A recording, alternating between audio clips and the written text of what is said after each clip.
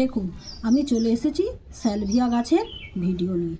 এই দেখুন আমার গাছটাতে অতি ছোট গাছেতে ফুল এসে গেছে, সেই জন্য আমি গাছটাকে ঝাঁকড়া করার জন্য এই যে ফুল এসে গেছে দেখুন, এই ফুলগুলোকে আমি জাস্ট কেটে ফেলে দেবো, দিয়ে এতে আমি খাবার দেবো, দিলে গাছটা প্রচুর পরিমাণে ঝাঁকড়া হবে।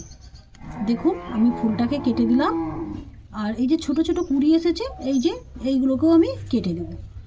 গাছটা খুবই ছোট এবং দুর্বল, সেই জন্য আর এইগুলো শেষের দিকে আমি লাগিয়েছি, সেই জন্য এর কুঁড়িগুলোকে কেটে দিচ্ছি। এই দেখুন, আর এই দেখুন আমার কাণ্ড দেখুন, একটা গাঁদা গাছের ডাল ভেঙে গিয়েছিল, সেই গাঁদা গাছটাকেও আমি এইখানে বসিয়ে দিয়েছি।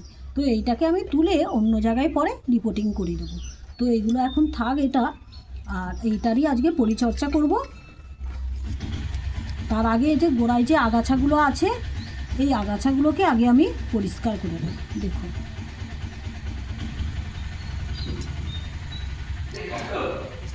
সমস্ত আগাছাগুলোকে পরিষ্কার করে নিতে হবে, না হলে এরা হচ্ছে গাছের চিরশত্রু।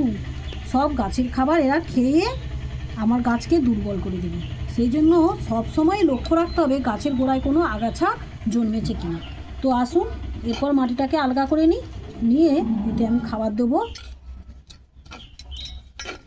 আর এই গাঁদা গাছটারও কুঁড়ি আমি ছেটে ফেলে দেবো, পরে রিপোর্টিং হবে।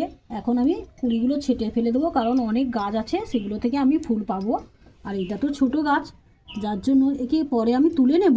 এখন জায়গার সমস্যা, সেই জন্য আমি এটা এখানেই রেখে দিয়েছি। মাটি রেডি করে তবে তো গাছ বসাতে হবে। তো দেখুন আমি এতে খাবার দেবো, যেহেতু কুঁড়িটা ফুলগুলো কেটে দিয়েছি। আর দেখুন কি খাবার দেব, নতুন করে ফুল আনার জন্য আবার আমি পটাশ নিয়েছি, 1 চামচ নিয়েছি দুটো গাছের জন্য।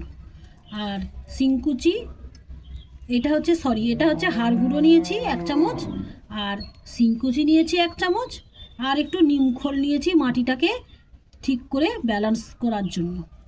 আর এই দেখুন খুবই সামান্য পরিমাণ, দেখুন খুবই সামান্য পরিমাণ আমি ইউরিয়া নিয়েছি, গাছটা যাতে চিরসবুজ থাকে। আর হচ্ছে গাছের ক্লোরোফিল তৈরি করার জন্য আমি ম্যাগনেসিয়াম সালফেট নিয়েছি।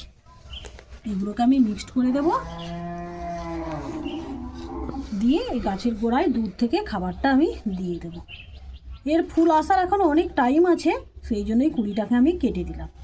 তো অনেকের বাগানে ফুল এসে গেছে, আমারও এসে গিয়েছিল, যেহেতু গাছটা খুবই দুর্বল সেই জন্য আমি ফুলটা নিলাম না, ছেটে দিলাম। আরও আগে কেটে দিলে ভালো হতো, বাড়ির সব কাজ তার উপরে ছাদ বাগানের পরিচর্যা করা।